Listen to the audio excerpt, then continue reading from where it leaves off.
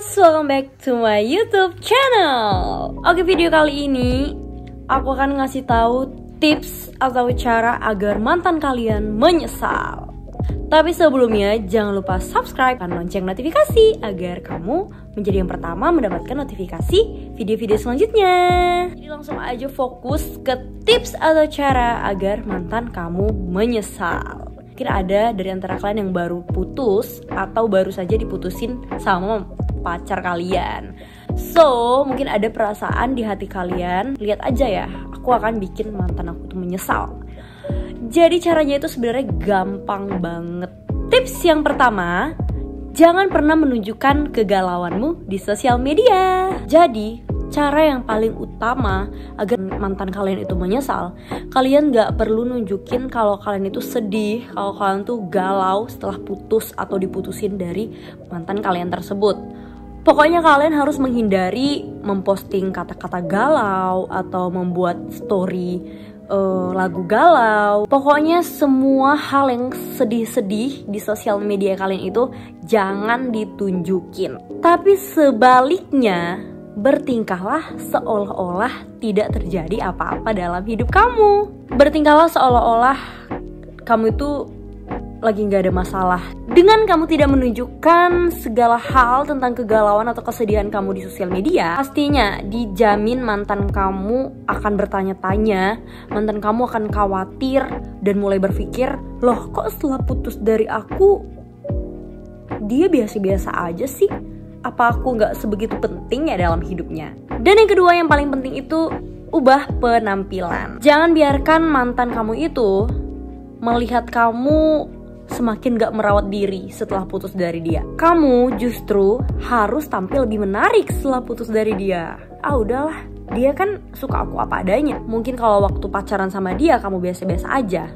Setelah putus kamu harus ubah penampilan kamu. Kamu harus tunjukin kalau kamu itu lebih menarik setelah putus dari dia. Pokoknya ubah style kamu, pakaian kamu senyaman mungkin, semenarik mungkin. Pokoknya beda dari sebelum-sebelumnya. Dan yang ketiga, tunjukkan kesuksesan atau prestasi. Kata siapa dia adalah segalanya. Gak jadi masalah kok hidup tanpanya. Justru kalau kamu putus sama pacar kamu justru mempunyai waktu yang lebih banyak untuk mengeksplorasi bakat dan kemampuan kamu. Sebisanya kamu tunjukkan bakat kamu semenarik mungkin. Yang keempat, melakukan segala hal yang dulu mungkin kalian impikan.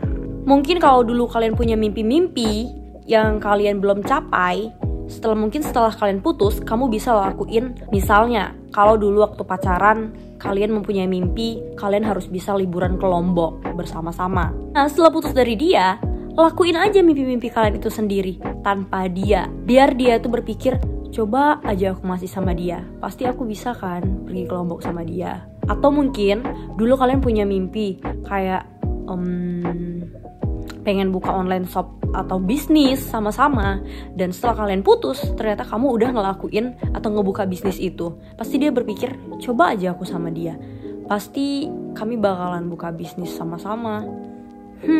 Hal itu bisa ngebuktiin atau ngebuat dia berpikir, kok dia bisa ya tanpa aku. Dan yang kelima, mencari cinta yang baru dan lebih dari dia. Maksudnya di sini itu nggak maksain kalian untuk langsung punya pacar.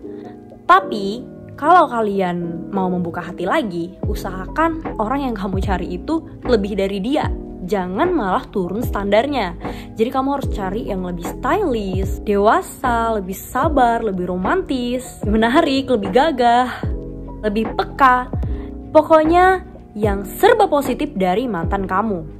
Dan begitu, jika kamu mempunyai pacar yang baru yang lebih positif dari mantan kamu akan berpikir dan sadar bahwa dia tidak sempurna seperti yang dia kira.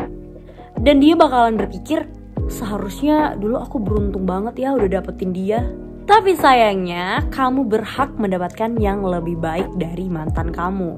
Dan yang keenam, tunjukkan bahwa kamu lebih bahagia dan dapat menikmati hidup tanpa dia. Kita nggak bisa bilang hidup kita jadi berantakan loh kalau kita udah putus. Justru kalau kita putus, hidup kita itu bakalan lebih bahagia dan lebih bebas. Kita lebih mempunyai waktu yang banyak untuk mengeksplorasi hal-hal apa aja yang selama ini nggak bisa kita lakuin. Kamu bisa pergi seharian bareng teman, kamu bisa jalan bareng gebetan kamu yang mungkin udah ngantri selama itu, dan melakukan hal apapun tanpa ada larangan, dan kamu bisa terbebas dari segala kegalauanmu. Bila perlu nih ya, kamu bisa holiday, kamu liburan, selalu tunjukin ke sosial media, selalu pilih foto terbaik dan tunjukin di sosial media. So mantan kamu akan ngerasa, kok dia happy banget ya setelah putus dari aku. So pasti dia bakalan nanyain kabar kamu, dan kamu harus jawab, kabar aku luar biasa. Duh, pasti sakit banget ya jadi mantannya. Dan yang terakhir, nih, ini yang paling penting dari semuanya tips tadi. Ketika kamu udah melakukan segala tips yang udah aku kasih tahu tadi, itu tuh sama aja bohong kalau kamu tetap menghubungi mantan kamu. Jadi tips yang terakhir, jangan pernah menghubungi mantan. Jadi setelah kita putus atau setelah kita diputuskan, kita harus membuat mantan kita itu penasaran. Mungkin kalau kita udah tunjukin kita itu happy, kita bahagia, kita udah tunjukin kalau kita tuh bisa tanpa dia, kalau kita chat dia duluan, sama aja dia gak bakalan penasaran sama kita. Jadi kalian jangan pernah hubungi mantan kalian. Berikan dia ruang agar dia merindukan Anda, dan biarkan dia bertanya-tanya apa sih yang sedang dia lakukan, lagi ngapain dia sekarang. Duh, aku rindu banget nih sama mantan aku. Biarkan dia menjadi gila memikirkan kamu yang udah keren banget sekarang.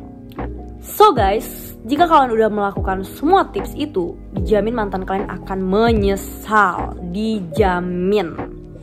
Tapi kalau mantan kalian minta kebalikan, menurut aku gak usah deh. Karena sama aja, buang-buang waktu untuk ngulang hal yang sama. Setelah itu kamu akan galau lagi, pusing lagi, healing lagi, mikirin lagi. Jadi capek. Lebih baik kamu udah tinggalin cari yang lebih baik, karena kamu akan lebih bahagia selanjutnya. So, jangan lupa lakuin tips ini. Dan yang terpenting jangan lupa subscribe, like, comment, dan share. Thank you.